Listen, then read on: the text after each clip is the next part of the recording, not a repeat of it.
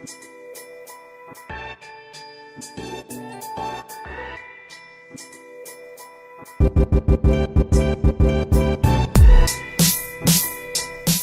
welcome everybody out today to I Am Salt Lake podcast. If this is your first time listening right now and you're like, what is this podcast I found? Why did my friend tell me to listen to this podcast? Well, this is a podcast where we showcase awesome people right here in Salt Lake City, Utah. We get to talk to musicians. We're talking to authors, business owners, breweries, distilleries, tattoo artists, food truck owners, really anyone that might have a cool story to share. So let's welcome everybody out today to episode 364. My name is Chris, and I am here with my awesome co-host, Christina. How are you doing today, Christina? I am doing great. I am feeling energized. How about you? Well, energized is an understatement. I am ecstatic for today's podcast episode. Who's on this episode? I know. So McLean Taylor sat down with us. He's a breakthrough mentor, and he shared with us actually some great tips for us to all start making improvements in our own lives. And he left me feeling just like energized and motivated. He left me energized. I'm like, McLean, I'm going to call you up and get some like one-on-one coaching here. Yeah. I mean, that's how motivated I was after chatting with him. As always, we're recording today in beautiful downtown Salt Lake City in our podcast studio located right in the back of Empire Merchandise. Empire Merchandise is located at 680 South State Street. And not only do they have an amazing selection of vape juice and vape accessories, but this is where you can come and buy your very own I Am Salt Lake podcast t-shirt, especially for our Salt Lake City listeners. Stop in, grab a shirt, support the show, 680 South State Street. And before we get into that interview with McLean, let's give a little bit of love to our sponsors for making this whole thing possible. I want to thank Five Wives Vodka, the Salt Lake Barber Company, and Heartbreak Beard Oil. Seriously, guys, we could not do it without these sponsors, so support them, and we're going to be telling you more about them a little bit later on in the show. And don't forget, if you miss us in the middle of the week, you can always visit us over at IamSaltLake.com. You can go through the back catalog of episodes, catch up on episodes you may have missed. You can visit our events calendar, and if you're out of state, you can go grab your own I Am Salt Lake t-shirt. All right, guys, here's that conversation with McLean Taylor when he came and sat down with us to share his story. Thank you so much for listening. Enjoy. Every episode, it seems like we start it this way. I like to ask people, what did your childhood smell like? Are we already recording? We're good, man. We're recording. We're already recording? You just jumped right into it. Right. Yeah. We got to get you. I love that. Well, the smell that reminds me of my childhood. When I think of my childhood, I remember how my dad taught me how to mow the lawn and work hard in order to get money, right? And so I would always mow my parents' lawn, and the smell of fresh grass, and I don't know if you remember the old Brisk lemonade. Oh, yeah, of course. It tastes just like a Rockstar lemonade now. Oh my gosh, it is so good. So that taste and that smell together, that reminds me of my childhood. I love it. Now, did you grow up here in Utah, or where's home for you? Yeah, so I grew up from the age of 2 to 6 in Provo. Then we moved to Highland, Utah, and I was there for another 6 years. So until I was a big 12. move from Provo to Highland. Yeah, not that big. Then the biggest move came from when we moved to St. George for 4 years, and then we moved back to Highland. And then I moved to Russia for 2 years. Now, okay. How old were you when you lived in St. George? I was 12 to 16 years old. How is St. George? St. George seems like it's just full of old people. I don't spend a lot of time It's in a St. retirement community, Was mostly. it tough being a teenager? Actually, no, it wasn't tough at all. There are only a couple of things that you can do in St. George. Number 1, you can go swimming. Number 2, you can go hiking. And then there's mountain biking trails. And so if you're an outdoors type person, you're going to have a fantastic time in St. George.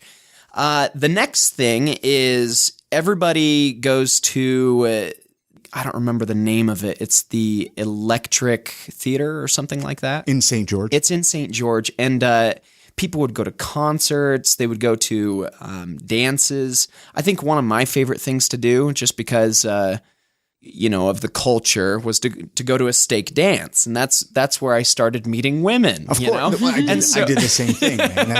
That's what dances are for. That's Yeah. what steak dances are for, man. Yeah. And so it's funny that you say that, because at that time, when I was going to all these steak dances, I started seeing these previews on TV for You Got Served, which is an old breakdance movie if you're not familiar with it. And I saw this guy do this head slide on this TV, and I said, oh my gosh, I have to learn how to breakdance. So I go and I talk to my mom. I'm like, Mom, you got to teach, can I take breakdance lessons? And she says, oh yeah, but just so you know, that head slide he did, those are just special effects. Wait, your mom told you this? How did she even know that? Was your mom kind of hip and cool or what? Yeah, well, so my mom is hip and cool. She's been in multiple Stuart Edge music. That sounded so old. She's been in like Stuart Edge music videos. She's been in RJ Ito's music videos. So and I'm unfamiliar So she's with a dancer? either one of those. Well, she actually grew up in New Jersey, and she dated a Puerto Rican. So yeah, she knows how to dance. She's got moves. Oh, she knows how to move. And so obviously I have a very good relationship with my mother. She's one of my best friends. And when I started going to all these dances, I started imitating breakdance moves. Sure. Until eventually I went to an old gun shooting range with my dad, and it wasn't a gun shooting range anymore. It was a dance studio with bulletproof glass. And that's in St. George. No, this was actually after we moved back. So I had been breakdancing at all these steak dance, activities in St. George. And then we moved back when I'm 16. And that's when we were back at Highland, and it was in Linden, Utah, where we saw the dance studio. I think it's the Point dance studio now, but I don't know. Anyway, it's in Linden, and we saw that it had breakdancing there. And I said, Dad, I've got to learn how to do some breakdancing because I've been guessing for the past 2 years. And he said, okay, let's do it. So we found a breakdancer who was part of the Groundhounds crew. Shout out to anybody who's ever been part of that crew. I know it's pretty big. And his name was Jeremy Hannon, or the Bionic Sloth, right? So I started learning how to do some breakdance moves, and I learned how to do the windmill in 2 weeks. And at homecoming was the first time I did connected windmills. If anybody knows what a windmill is, it's when you're spinning on your back, your legs are in the air, and you're spinning onto a stall on the front part of your body as well. And then you just keep spinning with your legs in the air. And when I did this at homecoming, I felt like a champion. I felt like I had done something amazing in my life. Well, sure. And because it takes so much practice and so much muscle memory and lots of hard work, lots of passion, lots of energy. And the first time I connected windmills, I did 7 in a row, and I was surrounded by all of my peers at school. It was exhilarating. And so I continued with that. I continued learning how to breakdance. I eventually learned how to do a head slide that my mom told me was just special effects. And at a BYU performance in front of about 3,000 people, my mom was in the audience. I did a 10-foot head slide on the floor, and she looks over at the person next to her and she says, "That's my son." And so it was really good because I started understanding at a young age that even though somebody told me that something was impossible, it didn't mean that. And I started understanding at a younger age that our beliefs can either propel us forward or they can hold us back. I later went on to become a breakdancer for the Utah Jazz halftime shows. Seriously? Yeah, and it was part of a drumline group. So the drumline group is actually found at UVU. They call themselves the Green Man Group. And they dress up in these green suits, they're drumline, and they had breakdancers, and they also had a dunk team. And so you can't wear those suits at a Utah Jazz game, though. So we were actually the breakdancers for the Utah Jazz halftime shows. They have many performances. It wasn't a regular gig. I later taught multiple people how to breakdance. I had a breakdancing business that I started. That is awesome. I gave it away, actually, to my old breakdance teacher, Jeremy Hannon, when I left on my mission to Russia. Mm-hmm. And when I came back, my students killed me in a breakdance battle. They just slaughtered me. So Well, they had 2 years of practice while you were. Yeah, and they were doing really good. Did you keep practicing breakdancing while you were in Russia at all? Yeah, so my mission president, he said, focus on the work. So I in all integrity of why I was out there, I did my best, and I didn't get to breakdance too often unless it was a talent show. Because that's a great form of exercise, man. Yeah, I agree. I bet. Like, so years ago, I grew up, well, I didn't grow up. I lived in Utah County, right? My late teen years. And I had some friends down there that were break dancers, right? We'd go skateboard and break, and they would did you carry like cardboard around with you, right? I didn't carry cardboard, but I would always have an armband on. Yeah. I'd always have a bandana, and I'd always have a beanie with low friction, it's like a low friction plastic to kind of fabric, spin off of that, right? And you can spin on that more effectively. Man, you guys are so hip and cool. I'm like, I sang in choir. Yeah, I didn't even know we were going to talk about breakdancing, right? Like, but no, it's amazing. Gosh, what was the kid's name? I don't know. We can't even mention it off air. I don't want to mention their names in case they don't want to be talked about, but they were good. Yeah. They were real. And I was never any good, you know? I mean, let's see, there was Breakin' and Breakin' 2, right? Those Electric were Boogaloo. The Electric Boogaloo. Yep. And wow, that is awesome. Do you still breakdancing? I do still breakdance. It absolutely is just it's a hobby. Sure. You know, I love breakdancing. I'll go to some dances with my friends. I don't do it as often anymore. Since my wife and I got married, we do different types of dancing, such as country dancing or salsa dancing. Or we'll just dance at home. Yeah, I mean, dance at home. Is she a dancer too? So she does for each other. She does some hip hop dancing. Oh, other kinds. See, that knows, kind of dancing. Yeah, he knows what's up. I'm a little slow today. Well, no, and that kind of leads us into, would you consider, like on your website, you call yourself a breakthrough mentor? I do. Is that, like, I like that almost more than even coach. Yeah, so coach is just a more common term. But it's being abused. It's an overused term for sure. I highly agree. Here's the thing about life coaching or mentoring.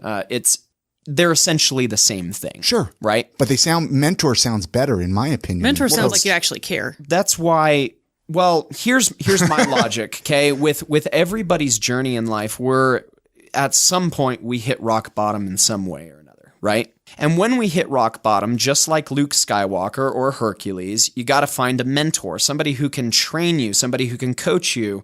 And that's where the coaching term comes from.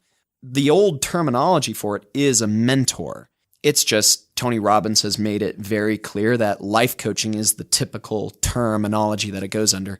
But here's my beef with life coaching, okay? Before we start talking about a breakthrough mentor or life coach or whatever, as I am, my beef with it is there are so many who just don't know what they're doing, and they don't have a passion for what their fulfillment is.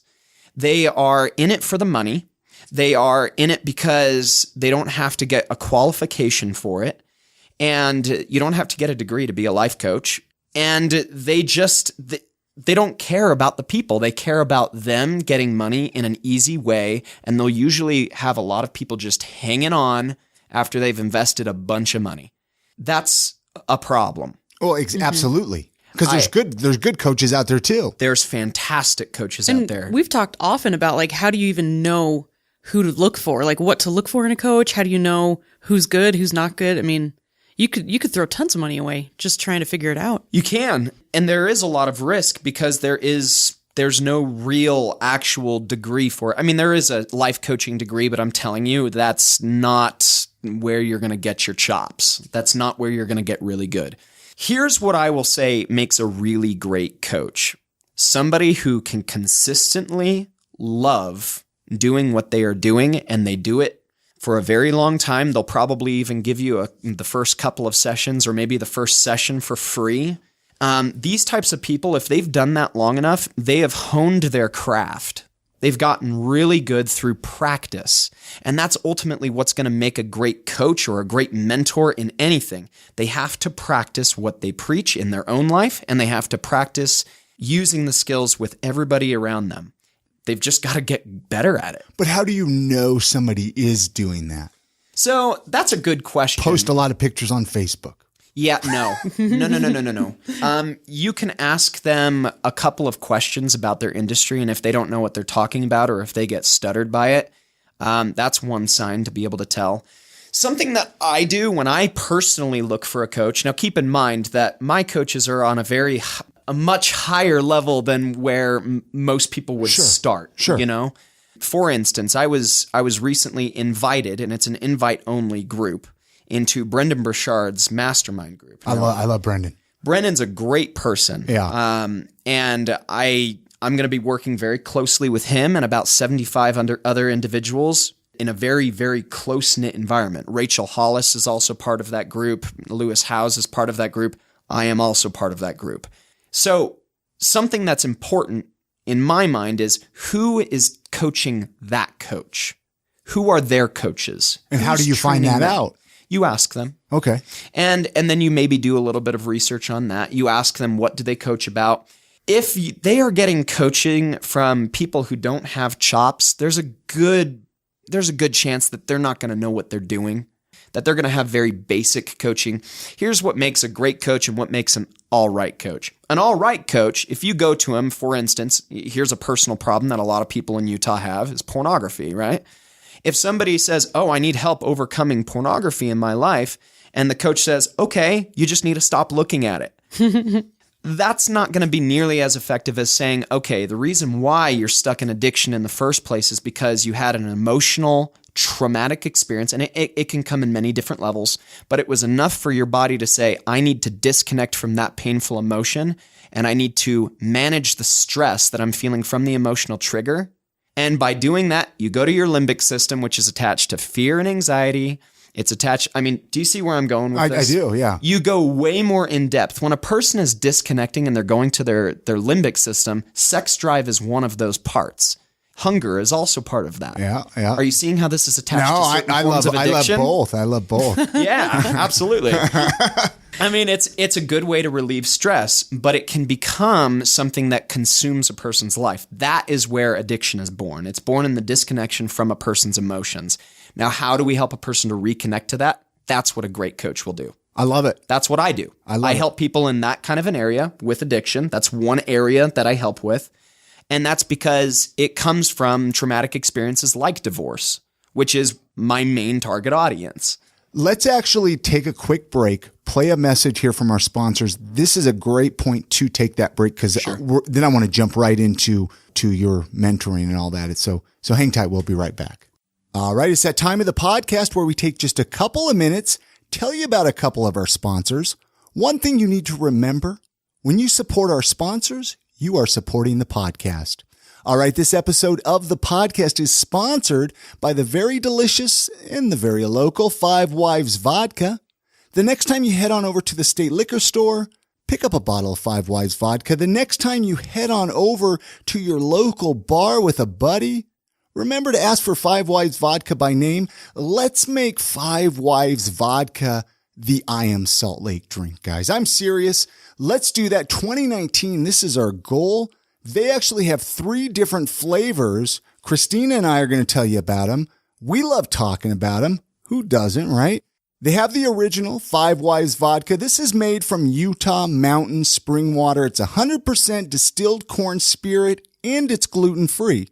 Spring's hidden in beautiful Ogden Canyon. It's inaccessible by vehicle, so they're hiking this water out 5 gallons at a time. Five Wives Sinful is a flavored vodka with a delicious cinnamon taste. Unlike other cinnamon products that give you that cinnamon candy taste, Sinful is like a morning cinnamon roll, and it only has 76 calories per ounce. There's also the Five Wives Heavenly. This is one of their flavored vodkas as well, with the delicious vanilla taste. Heavenly's rich, buttery vanilla flavor comes through without coating your taste buds with sugar, which results in more vanilla and less calories. What is the website that they can go to find out more information about it, Christina? They can go visit Five Wives Vodka online at fivewivesvodka.com. Easy enough, guys. And remember, the next time you head on over to the state liquor store, pick up a bottle of Five Wives Vodka. Pick one up for that friend that doesn't get an opportunity to go to the state liquor store. And as always, many thanks to Five Wives Vodka for sponsoring this episode of the podcast. All right, this episode of the podcast is also sponsored by the Salt Lake Barber Company. They are located at 10 East, 800 South, right on the corner of 8th and Main in the Central 9th District. They offer haircuts, beard trims, straight razor shaves, and guys, full disclosure, This is where I go for my haircuts, my beard trims. Isaac over there is top notch. Actually, every barber over there is top notch. They are truly a community barbershop where they focus on providing the best work environment possible, allowing barbers to always provide the highest quality experience while in the chair. Now, they do take walk-ins, but it's better to head on over to saltlakebarberco.com and get a guaranteed appointment. Really easy. This is the way I do it. You go select your barber, you select your services, the time, the date that works for you. That way, when you go in, you are guaranteed a haircut. Again, they offer haircuts, beard trims, straight razor shaves, saltlakebarberco.com. And many thanks as always to the Salt Lake Barber Co. for sponsoring this episode of the podcast. One thing Christina and I were trying to figure out is how to find a coach, right? Yeah. There's a lot of people that seem like they would be a coach on Facebook, but it seems to be one of those things that people don't advertise. And why is that? Why isn't it all like, for example, I started doing some podcast coaching, right? Sure. And I posted on Facebook, hey, I'm a podcast coach. And it was almost like I got torn apart because I said I was a coach. Yeah. But it's like, how do people know that that's what you do unless you tell them? Well, that's a really great question. I'm going to answer it in a couple of different ways. However you want to do it. If I don't answer the exact thing that you're looking for, just ask it again. But here is what I've noticed. The reason that you got torn down is because everybody is a life coach today. Well, as well as a podcast coach, everybody's too. a podcast coach. Everybody's an everything coach. Oh, an opportunity to make money? Oh my gosh, I'm going to take that opportunity. Do you know what I mean? Sure. For me, it was a little bit different. When I started, I was going through the whole crux of my divorce a few years ago, and it's interesting. I actually don't know if my ex-wife is going to listen to this or not. Hopefully she does. I actually hope that she does. We need some more listeners. I actually hope that she does. It's not that I have a message for her, because I don't, but this is the message that I learned for myself as I went through life coaching was I was able to heal. Sure. I was able to recover. And I noticed that within a day of meeting with the coach that I started with. How did you find that coach? That's a great question. My friend actually brought me to a seminar. And to answer your question, why does everybody tear you down? And I wouldn't say everybody, but a few people kind of heckled me. And then also, how do you find the right coach? I mean, it comes down to this. Is your life coach doing coaching full-time, or do they have the ability to do it full-time if they wanted to? I have no idea because I can't find any. So that's what that's the problem. I'm trying to say is, how do you even find? I mean, obviously, so if you want to hire you right now, like a really great coach, you can go to seminars. You can listen to podcasts. A lot of life coaches have books. So if you find a good book, and there's a pretty good chance that if they have written a personal development book at some point or another in their life, that they have some sort of a coaching program available. Usually it's through word of mouth, and most of the great coaches, they usually work with people who are like CEOs, people in the entrepreneurial space. Something else that I have found is if they're taking a bunch of selfies and they're saying that they're a life coach, I'm not saying that there's anything wrong with taking a selfie, but what I'm saying is the type of person that you're looking for is somebody who is presenting themselves as the type of person that you want to emulate. Tony Robbins actually says this, and I agree with him. If you're looking for a great life coach, you got to find somebody who has the results that you're looking to emulate or duplicate in your life, because they've walked the path and they can help you on your own path. So that's one way to find, that's kind of one way to vet a life coach. To find them, bro, they're everywhere. Okay. Is it insulting though to ask somebody, be like, hey, do you coach? Like maybe they don't advertise it at all, right? No, there's nothing insulting about that. I bet it would be flattering, even if they didn't. They're like, oh, maybe that's a way that people learn that they should be coaching. That's actually how I learned to be a coach. Is after I was going through this and I started recovering from my divorce, people started coming to me and saying, do you life coach? And I said, well, I mean, probably could show you a thing or two. And so I sat down with them for free a couple of times. And then they started saying, yeah, I don't want to keep doing this for free. How much do you charge? And I said, I don't know how much I charge. Let me think about this. I mean, that's how organic it was for me. I didn't have any plans or any desire to make a bunch of money through life coaching. And I'll tell you something, like, I do have a successful life coaching business. We make multiple six figures a year. We're doing great. And I don't think that there's anything wrong with stating that. Grant Cardone even talks about it. He says, never be ashamed of talking about how much money you're making. Because it doesn't define a person. Mm-hmm. It just says they may know a couple of things that are helping them to spread value to more people and to receive value from those people at the same time. So I think that, if you are looking for a great life coach, start by just going to some seminars, listening to some audiobooks. Maybe if you know a person who has had a life coach in their life, maybe talk to them and see what their experience was. I like the idea of like finding life coaches or mentors or whatever who've been on podcasts and listening to them and getting to know them from a distance, because there may be some really good coaches, but they might not resonate with you. It seems like you want to find someone who'd be a really good fit for you. 100%. It's like a therapist, right? Yeah. You're not going to mesh well, because I've done the therapist thing plenty of times, right? I love the therapist thing. Oh yeah. It's my favorite. I mean, it's good. You must have had a great one. I've had some pretty bad ones. Oh no, I've had terrible therapists, like so many terrible therapists, and I thought it was the worst. And then I finally found one who I'm like, oh my gosh. Yeah. She's life-changing. Well, and they're kind of like coaches too. They are a life coach. They are. Really. I have a degree in psychology, so I could have gone down the path of psychologist. And the reason that I switched over to, it's actually a degree at UVU called Integrated Studies, and you get to combine two majors. Very cool. I chose psychology and business management. So I mixed them both together. I wrote a senior thesis on nonverbal communication. I kind of understood communication skills pretty well, but I was going through my divorce at the time. My life was kind of a mess when I graduated from college, and I just wanted stability. So I went into sales. I was working at a company called Workfront. They're a great company. I had a great experience while there. But eventually people started asking me for coaching, and I said, I don't know. Let me see what I can do. So I started providing it. And out of, all of the high-level clients that we've had, I've only ever had 2 disgruntled clients. And that's a really good rate based on where I'm at. What were they just like, oh, you suck?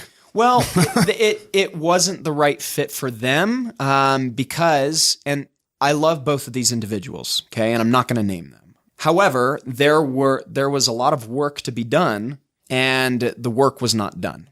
And I gave them opportunities to do the work. I gave them assignments to do the work, and a lot of people, when they get a life coach, they expect that they're just going to have everything given to them. And that's not how life coaching works. It's not like therapy. It actually is quite different. A therapist, usually my experience, okay, when sitting down with a therapist, you're going to talk about the things that you want to talk about as the client. Right. And so you're usually going to vent probably for the first couple of months, maybe even couple of years, until you say, this isn't doing anything for me. A life coach is going to talk about the things, if they're good, and this is their niche, is focusing on traumatic experiences and recovery and therapy, because there's other coaches, right? This is what I focus on. If they do that, we're usually going to talk about the things that the life coach knows that that person needs to talk about, which the client usually doesn't want to talk about. Mm-hmm. So yes, there might be some more triggers, and we're able to break some rules that therapists can't, but it's more effective in many ways, in my opinion, or at least from my experience, it was more effective for me. It seems like you want, like, if someone is anticipating or considering going to someone like you, they have to be prepared to be uncomfortable. Like to really look at themselves in the mirror and be like, whatever they say, I just need to accept it and I need to make the changes, which is probably really hard. Yeah, absolutely. In fact, a lot of coaches, Brennan Burchard, we say things very similar to this. He says everything you want is on the other side of fear. I say everything that you want that you currently don't have is outside of your comfort zone. Otherwise, you'd already have it, right? It's comfortable. Oh, I can go get that. It's done. But the problem is there's a comfort zone for everybody, and everybody has that. And that fear or that anxiety, that's going to keep a person back. And that fear and anxiety comes from the disconnection. It's part of the limbic system, part of the brain. So if you understand that part of the brain and how to reconnect the emotion, like I fully understand, or at least I understand it very well. I'm always learning for sure. But when I'm able to help a person to reconnect that emotion, they're allowed to take new actions in their life that are way outside of their comfort zone and therefore get the results that they're after, rather than being stuck in that cycle over and over and over again of being stuck, being trapped. Yeah, that's not a good place to be. It seems like you focus a lot on divorce. Is that correct? Or do you kind of do it all, but that's kind of your specialty? Yeah. So it's funny because another one of the coaches in the Valley who's fantastic, her name's Kim Flynn. She owns eSimplified. It used to be known as Entrepreneur Simplified. She taught me something very, very valuable for business when it comes to coaching. Because a lot of coaches, they want to say that they focus on everything. Okay. That, by the way, is another sign of finding a bad life coach or a life coach who is newer and is refining their skills. Because there are some good life coaches who just are starting out, right? Mm-hmm. But usually a great life coach is going to pick one thing and they're going to focus on that. So what have I helped people through? I've worked with clients who have gone through satanic ritual abuse. I've worked with clients who have gone through rape. I mean, that's a very common topic that we actually tackle. That is sad that it's considered common. It is sad. It's incredibly sad. And the reason is because they almost feel like they can't talk to even their spouse about it, especially in Utah, because there's a lot of stigma. There's a lot of judgment. And I don't mean to discredit any organizations or any churches or religions or anything. However, there is a culture that has to be recognized in Utah where if something has happened to you or if you have done something in your past, then somehow that means that you are of less value. And I think that, pardon my French, is bullshit. Yeah, absolutely. And so I want to focus on these things because if there is somebody who can absolutely benefit, who has been through rape and not necessarily a divorce, yes, reach out to me 100%. I have helped people many, many times in that situation. But I picked divorce because most of my clients had gone through a divorce. And I also had my own personal story of going through a divorce. And to make it more relatable, that's all that I market on when I'm online. I just focus on divorce. Divorce is interesting because even though it's for the better that you're getting divorced, it's still the most painful thing that I think I've ever been through. So, Chris, that's interesting that you say that because I agree with you and your mindset. Yeah. However, there are also other people out there who it's the best experience of their life. Why do you think that is? I think it comes down to their belief systems, really, and how they're internalizing it. And that's why I focus so much on limiting beliefs, emotional anchors, and the action steps in regards to those things, is because if a person goes through a divorce and they feel great and it's actually empowered their life, it's given them more freedom, that's because they have said in their mind, I'm okay. My value is not tied to being divorced or going through an annulment or whatever it may be. My value is determined by me.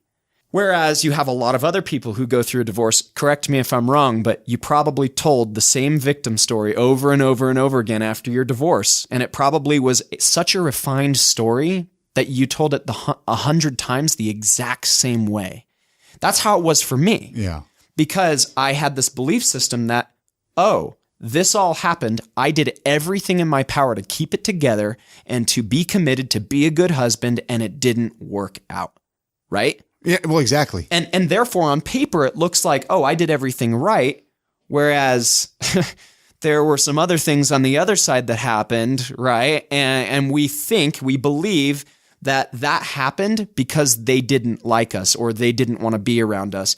We don't stop and pause and think, maybe my ex-wife was going through a lot of insecurity, a lot of fear, and that was her way of solving her emotional trauma, was acting out, essentially. And my ex-wife, to be fair, she did act out in certain ways. I'm not going to go into the details, for sake of protection of her, but she was going through her own stuff. And that's really as simple as I can make it. So what was it? How did you get through it then? I changed my beliefs. Found a coach or I mean, because were you involved in any, you weren't doing anything obviously when you went through the divorce because you weren't a coach yet. I wasn't a coach at the time. I hadn't gone through any coaching at the time. For the first year, I tried figuring it out my own way. I did a lot of things that I wasn't proud of at the time. I felt like I was losing parts of my soul. Sure. I felt really, really awful. I mean, I don't know how else to describe it other than it was the hardest thing I have ever been through in my entire life. And genuinely, I wanted to stay married. I wanted to let her know that I loved her. I mean, I've now reached a point where I love her again, but how did I get through it? The answer to that question is I reached a point where I said, I'm stable in all areas of my life. Financially, I gained 20 pounds of muscle. I'm part of a choir. I'm feeling really good about myself. However, I'm still not happy. And at the beginning of my journey, I just wanted to be happy. That's all I wanted.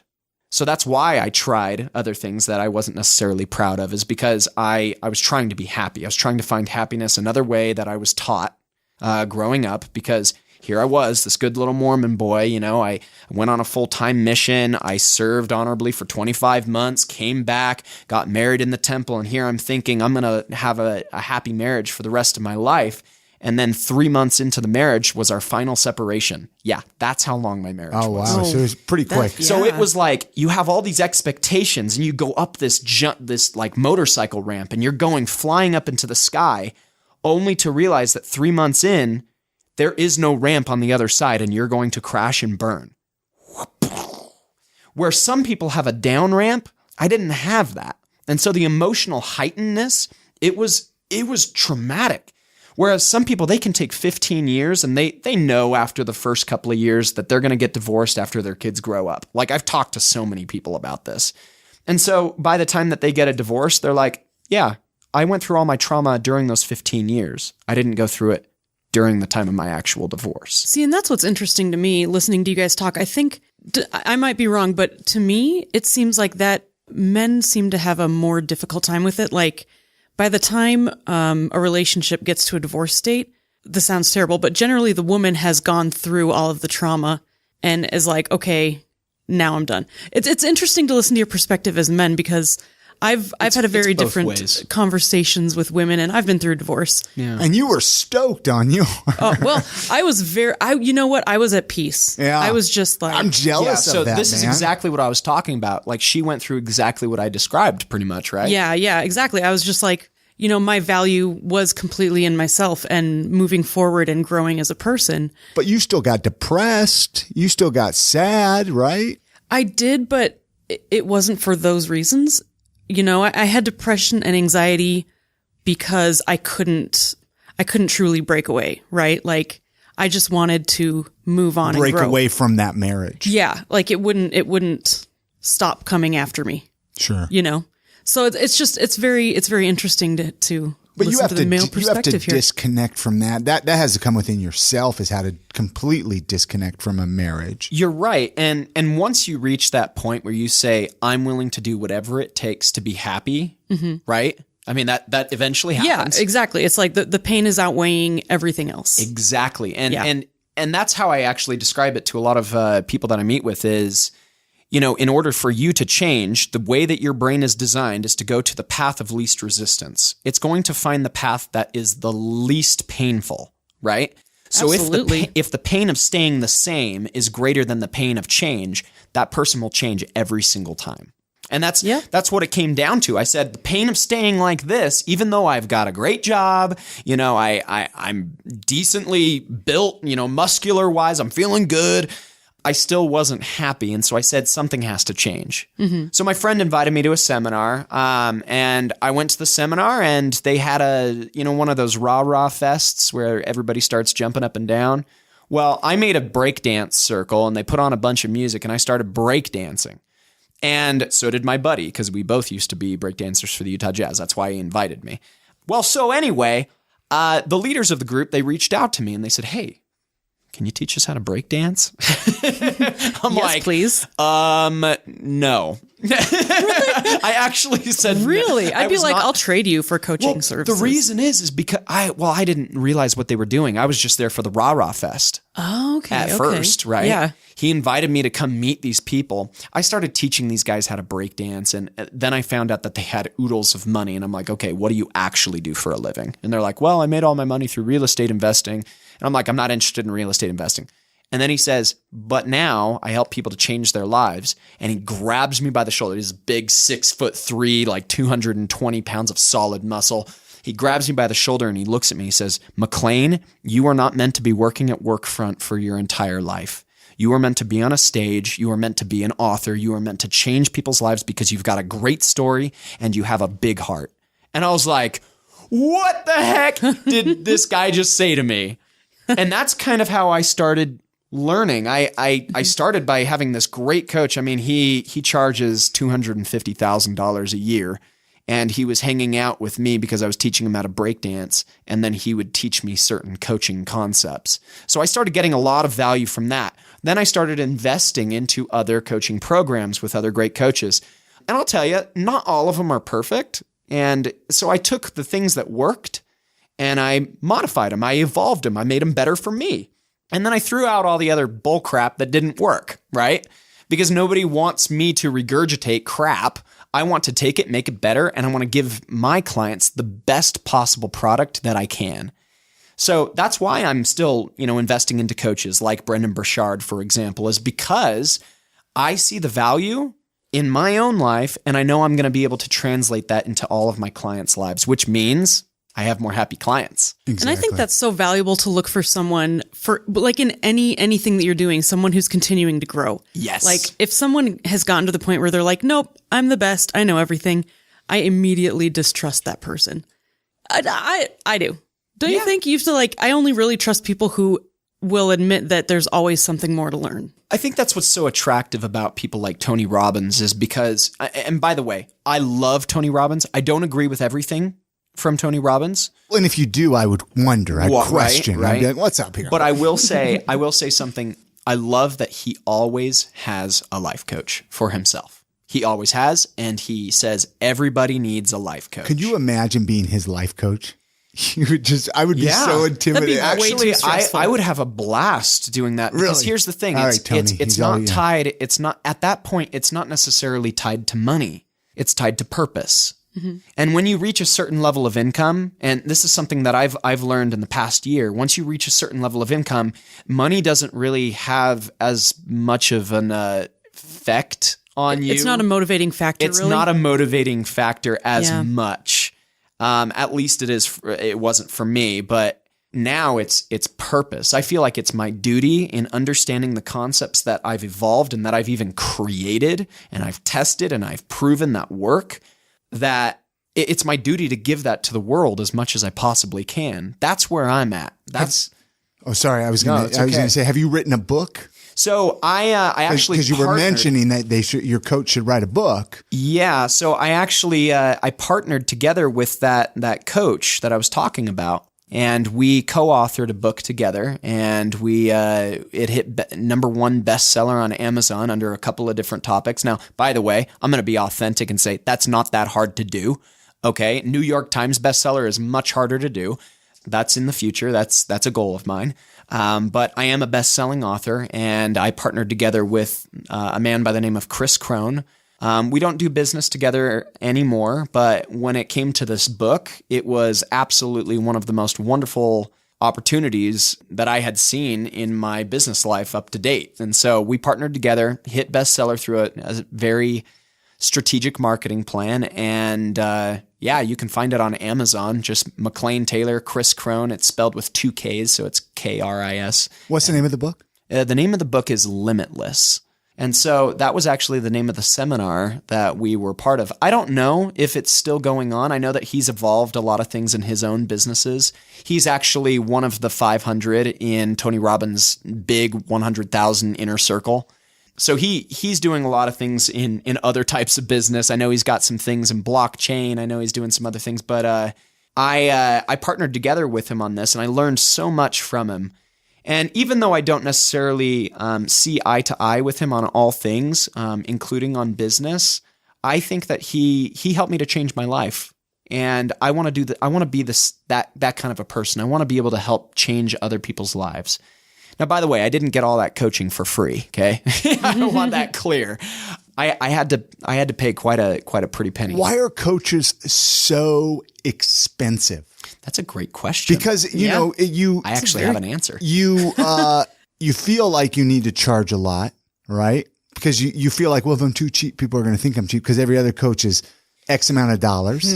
So it's two things. Whenever I have a client that wants to become a coach, I usually recommend that they start by charging anywhere between $1,000 to $5,000, depending on their level of experience, and that amount of time can be anywhere between 3 to 6 months.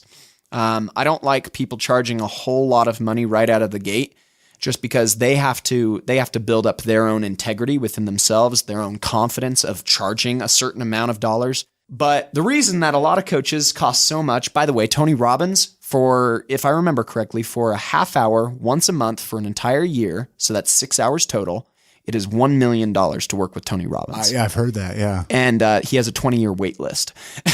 Wow. So better get to cloning him quick. Right? And so I just want to say this. This is what it comes down to. When there is a fight or flight complex in somebody's mind, that's a very, very powerful tool to be able to use. And so when a person is investing into my programs, this is at least why I charge a decent penny. I'm not unaffordable by any means. We have finance options and stuff. We don't do credit cards like a lot of other coaches. By the way, that's another thing you should probably look into. Don't do credit cards if you're ever going to work with a coach. Bad idea. Really? Oh, yeah. That so many people have gone bankrupt because they can't keep up with the credit card charges. You don't want to do that. You don't want to do that. As a client. So don't use your credit card to pay for it. Well, I mean, you can use your credit card to pay for a payment, but don't pull out money you don't have. $25,000 worth of credit cards and then spend it on a coaching program hoping that you're going to get something for nothing. You're going to have to work your ass off in order to get your results, especially for something like that. What I do is a finance plan, so it's extended over a longer period of time, but it's lower payments, making it more affordable for people to get a really great coaching program that's well-rounded. But anyway, going back to your question, why do they cost so much? It's because it's very similar to how the Vikings used to work. They land on the enemy's island, and they turn around, and their chief or their captain says, "Burn the boats." And you're like, oh, crap. Hold on, I'm going to burn my boat. My only escape route from the enemies that are outnumbering me 10-1. Here we go. I'm burning the boat. And now you're either going to die on that island or you're going to win. You're going to take it over. The reason that the Vikings were so strong is because, well, number one, they took fear-inhibiting drugs. And number two, that helps. They would burn their boats. There was no going back. It was their only choice. There was no fight or flight anymore. It was just fight. And usually when a man is using, or a woman is using their survival mechanisms in their brain of fight or flight, and they're using the fight aspect of it, they usually succeed. That's the reason. That's the psychology behind it. This is one of the reasons why one-offs, especially with like therapists, for instance, those can go on for 5 years. It's because the person hasn't put forth the sacrifice in saying, I just want to be happy. The pain of staying the same is not great enough yet. Mm-hmm. Sometimes money can help a person to do that. Now, granted, you want to be in alignment with your teachings and your practicing and your skill level with the amount that you're charging, okay? That's something that I learned early on was if I'm going to charge a decent amount of money, I'm either going to help them to get to where they want to go as fast as humanly possible by giving them as much extra value as I possibly can, and that therefore helping me to become a better coach, or I will keep working with them beyond the contract until they get where they want to go. And that is also another sign of finding a good coach, somebody who's not tied to your money and how much money you're paying them, but they're tied to, I'm going to work with you until you get to where you want to go, or at least pretty dang close. Or at least to a place where you know that you can handle this. And with the law of gestation, about 3 to 5 years down the road, you'll be able to make $1 million doing what you're doing. Does that make sense? No, it makes a lot of sense. I love it. So did that answer your question? Sort of, more or less. It's a law of sacrifice. And, being in Utah, a lot of people talk about a law of sacrifice, right? And I think that it is a practical law. I think it is very necessary. If a person is willing to put forth a lot of money into themselves, investing into themselves, if the coach has the skills to help them to get to where they want to go, that's an equal trade. That's a good place to be. People find, spending money, they're a little more invested. Yeah. They take, like you say, take it a little more seriously. I've done free classes, right? Free podcast classes. Nobody shows up. You charge $10. People show up, and it's weird, man. How you take it more seriously when you are sacrificing. Yeah, your money. it's really strange. Plus, I'm sure as a coach, you can't, if you charge too little amount of money, then you have to take on 1 million clients, and you can't focus probably that good with each person. So you could be a little more devoted with that person. It is a trap, especially as a coach. If you're charging, let's say, $1,000 for 3 months of life coaching, and you can only take on, let's say, a maximum of 40 people at one given time. Sure, you've made $40,000, and that's nothing to bat an eye at. I mean, that's a decent amount of money for any coach. Like, would you ever pass up $40,000? No, I wouldn't, no. But once you've made that, you have to fulfill on it now. You have to work your butt off. Without burning out. Yeah. And that's usually a problem with a lot of coaches. They will burn out. Yeah. And so if they're not dedicated to the passion or the purpose and it's all about money, that's another sign that they could potentially burn out. There's a few Salt Lake City related questions before we completely run out of time here. I mean, we can go on all day here, McLean. I mean, honestly, and I could already tell you are the type of person we need to bring back through here and get more into depth too on I'd love the podcast. And I'm going to put all the links for you at iamsaltlake.com with this as well. And I mean, we'll rattle them off here before we close out the podcast, how listeners can get in touch with you. Sure. And how they can reach out to you. They can work with you. I mean, shoot, I want to work with him. I know. I'm just sitting here thinking about let's sit down. What kind of finance payment plan can we get on? But there are a few Salt Lake City related questions that I got to ask you, Okay. If somebody was visiting, when I say Salt Lake City, like I mentioned before we start, I consider the Valley, right? Say you have a friend that's never been to the area. They're going to visit. Is there something you would tell them? You got to go do this. You got to experience this. You got to check this out. Honestly, not everybody has mountains. Yeah. And I hope I'm not offending anybody with my Utah accent when I said mountain. Mountain? It's a mountain, McLean. But I would say go up Provo Canyon, go see Bridal Veil Falls, maybe go to hike Timpanogos. Like if you can during that time, go check out the mountains. Go up Dry Creek Canyon and Alpine. These are really great places in nature, right? But if somebody is not into that, I would say that a good place to start, obviously, I'd say Temple Square. Yeah, well, you got it. I mean, you got to go. You got to check out Temple Square. It's there's nothing quite like the same anywhere really else in the world, right? I mean, there are other castle type things, but seeing the temple and seeing just the beautiful craftsmanship of all the things at Temple Square, absolutely wonderful. I'd highly recommend that. That's probably what comes to my mind. Other than that, I would say just things like go to a good dance party. Sure. Go check out some of the fun stuff that we have in town. Go to a jazz game, right? Go to a jazz game. That would be fantastic. And they're not hard to get tickets for. Also, concerts are really big in Utah. You can go to the Depot or they used to call it the Maverick Center, the Vivint Home Center thing where the jazz games go on. Just going to something like that would be absolutely wonderful for people from out of town. Would you change anything about Salt Lake City if you could? If you had like an opportunity to change one or two things? Is there? Maybe there's not. Honestly, I think that it would be so much cooler. I might get some flack for this, but I actually support Prop 2, right? Yeah. I believe that people should be able to smoke marijuana if they want to. Yeah. I think that it is a beautiful thing that, could it be abused in some ways? I think, if somebody's driving while they're really high, sure, they probably shouldn't be driving. Chocolate, candy could be abused, but we can go down and buy a bag of Skittles for $1.99, right? And sugar, water, all these things can be abused. There are a couple of things that I know about marijuana. It's number one, nobody's ever overdosed on it. So why are we worried about it, right? I think that, sure, there are some statistics that show that before the age of 25 that maybe there's a higher risk of suicide or I mean, there's your brain isn't formatted. Your brain hasn't formulated. But if it's used responsibly, I personally believe that marijuana is a lot safer than alcohol. Amen. Yeah, and all the opioids. Oh my gosh, don't even get me started on the opioid crap in Utah or in the world, okay? It's a problem. I believe that something else that could probably be changed is, if there was a greater connection between the other cultures in Salt Lake City, such as, the LDS culture, the Church of Jesus Christ of Latter-day Saints, as well as the LGBT community. I know that there's some outreach going on there. There has been a lot of history there.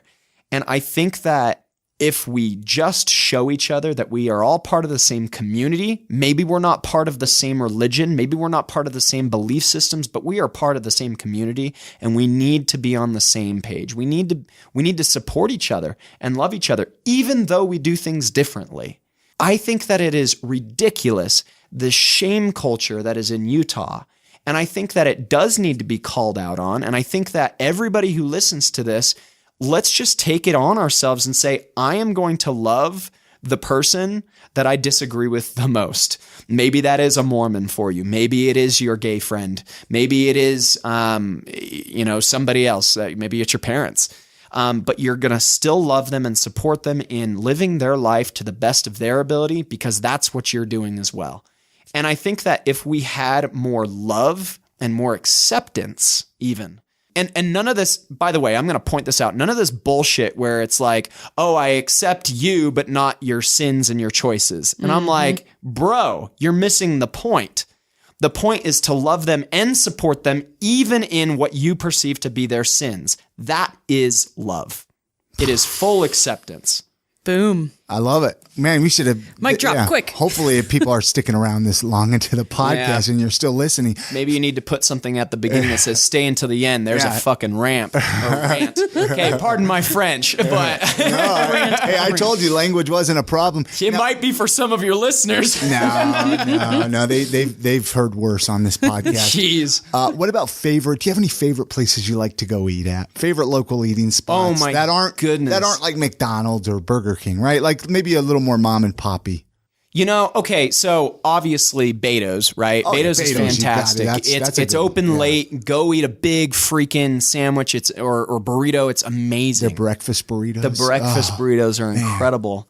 There's another place that I go to with my wife all the time, and it is a local place. At least I think it is. Yeah, even if you're, The Bombay House. Yeah. Oh, Indian food. They make the best Indian food I've ever had. And it's not just the Indian food that they make, because it's pretty dang good, right? Yeah.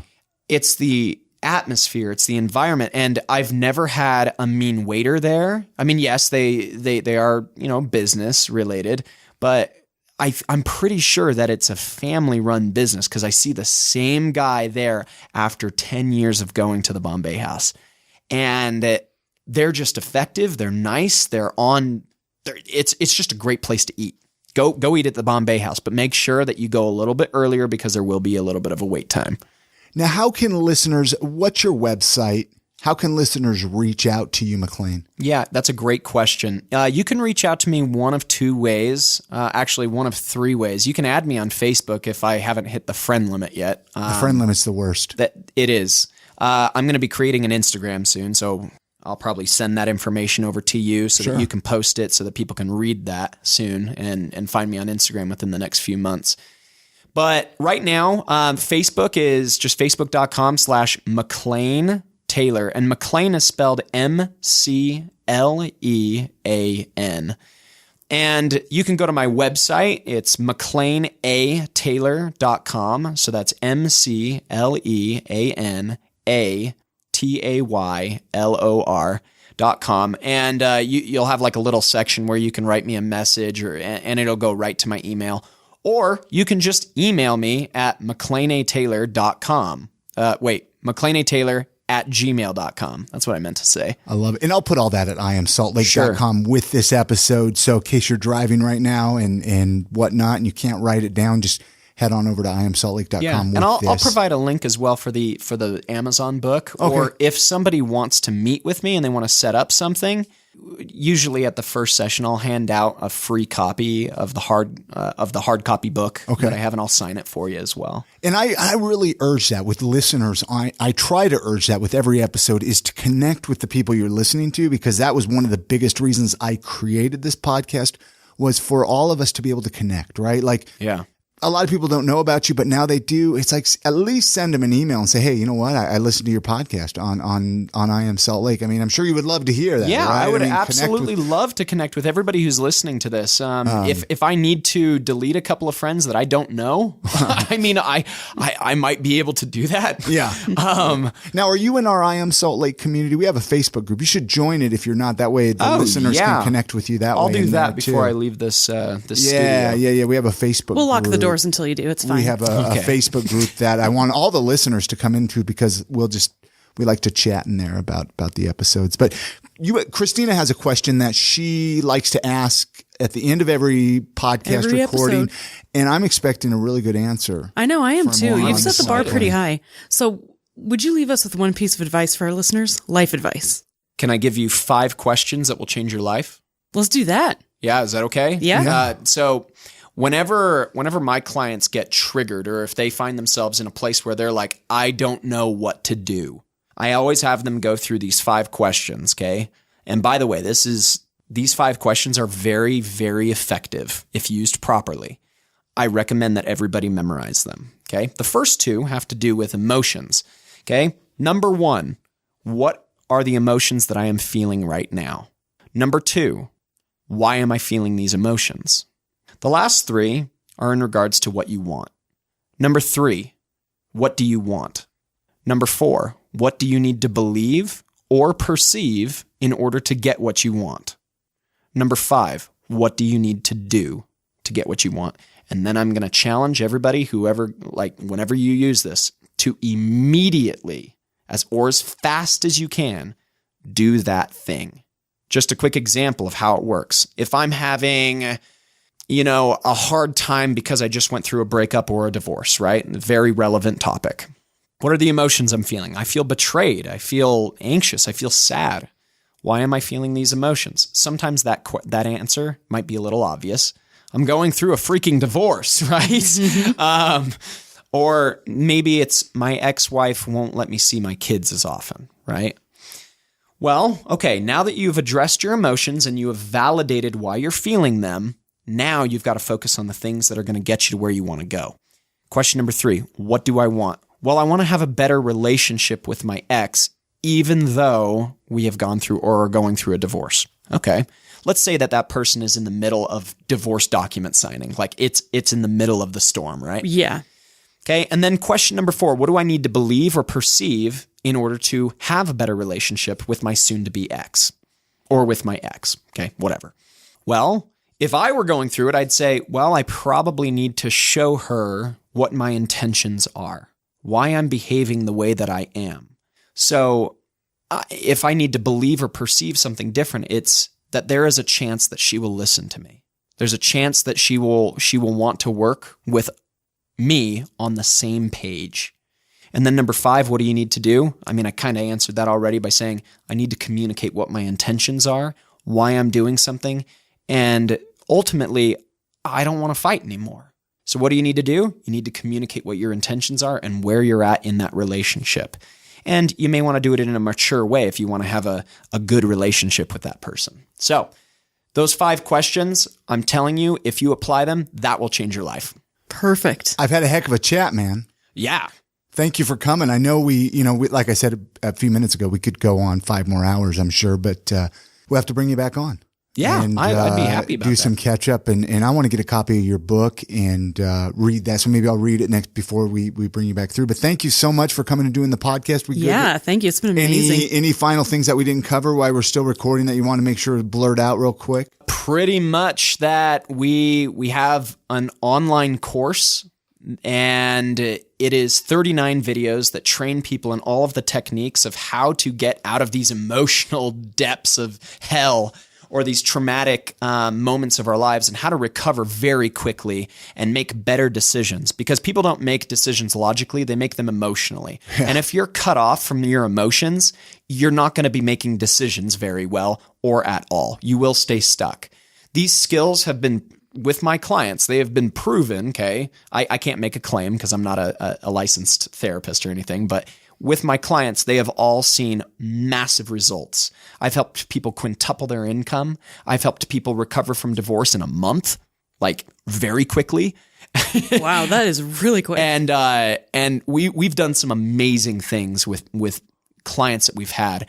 I've helped people overcome many forms of addiction by using these skills.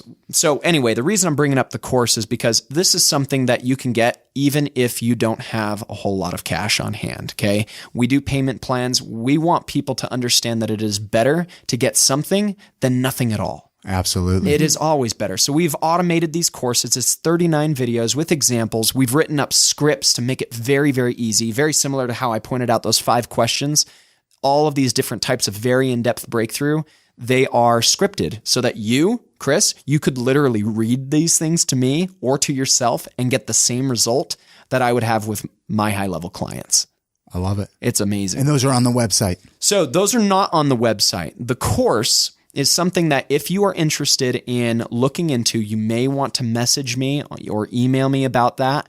It includes the scripts, the video courses with recorded examples of us taking people through it. It also includes access to our Facebook community where you can practice these skills with other people who have gone through the trainings. Many of them have gone through one-on-one coaching with me and my other master coach. And it's just a very effective system. I've seen that this is one of the most effective coaching programs out there. And I'm not saying that to gloat or anything. I'm saying it because I've observed it with my own clients, and it's very effective. So if that's something that people are interested in, fantastic. If they're interested in one-on-one coaching, fantastic. Reach out to me. I'm a very personable person. I'm not in it for the money. I'm in it because I genuinely want to help as many people as I possibly can because it feels like it's my duty. Thank you for coming and doing the podcast, man. Hey, thanks for having me, guys. Yeah. You bet. Thank you again so much to McLean Taylor for joining us on this episode of the podcast. All the links to connect with McLean can be found on our website at iamsaltlake.com/364. All right, guys, this episode of the podcast is also sponsored by Heartbreaker Beard Oil. I might be a little biased because not only do I wear this beard oil, but I am the owner of the company. Heartbreakerbeard.com is where you can go and pick up a bottle for yourself, try it out. You know, I've been trying so many different beard oils, and for guys here in Salt Lake City that deal with this dry air, you know how important it is to moisturize that beard and a little bit of that skin underneath it. So you're going to want to try Heartbreaker Beard Oil. Heartbreakerbeard.com is where you can pick up a bottle. It's a great way to support the show. All right, it's that time of the podcast where Christina and I, we get to recommend something. We get to talk about something that maybe is important in our life, something that we want to share with the listeners. Maybe you get an opportunity to get to know us a little bit better, right? I don't know.